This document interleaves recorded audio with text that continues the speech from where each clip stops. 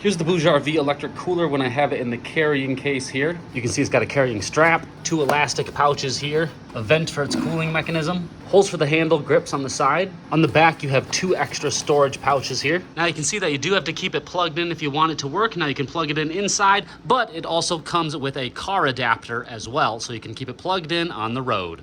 And this whole thing can easily lift up like that, and then you can get into your cooler. And just to give you an idea of what fits in here, here's a couple protein drinks. Let's throw in a whipped cream can, and how about a ½ gallon of milk as well, and still plenty of room in there, and close that. Now I just turned this on so you can see that it currently says it's 74 degrees, which is the ambient temperature. Now if I want to go and control it, I can come down here and I can lower the temperature on the inside.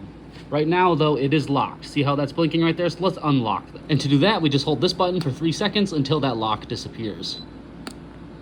Now we can come down here and we can control the interior temperature, and you can see that I can get it super low. Let's see how far we can go down. All the way down to -8 Fahrenheit. And so it comes back to 74 because that's the internal temperature now, but give it time and it will drop. Right now it's in eco mode as well. If I wanted to, I could switch that over and I could put it into max mode so it'll cool down even faster. And what's nice is this is only 14.4 volts, which means it takes up very little electricity. And so this thing is great if you're going camping or anything like that, but also it's nice just as a backup refrigerator if you need one, or even a backup freezer since it can get so darn cold to -8 Fahrenheit.